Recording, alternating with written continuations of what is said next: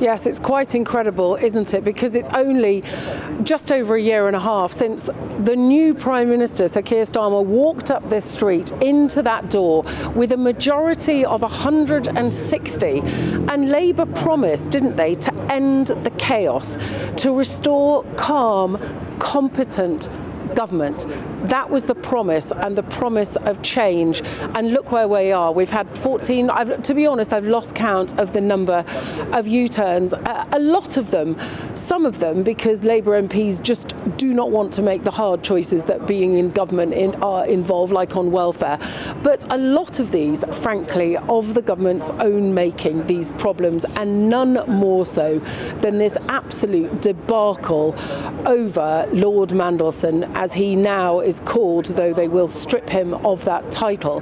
This was ultimately a choice made by the Prime Minister. It was his call. He admitted in Prime Minister's questions today that he knew that Mandelson had continued his relationship with Epstein even after Epstein had been convicted of being a paedophile.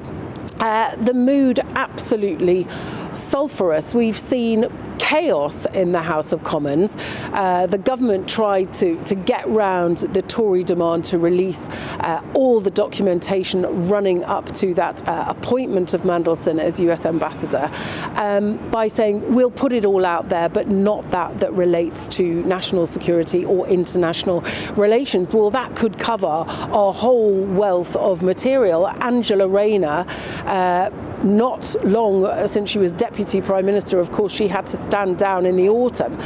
She stepped in and said, no, hang on a minute. That information needs to go to Parliament's Intelligence and Security Committee. Now, the government have agreed to that, but it is a picture of chaos. And at the end of the day, although it's a complicated story, in some ways, it's really very simple.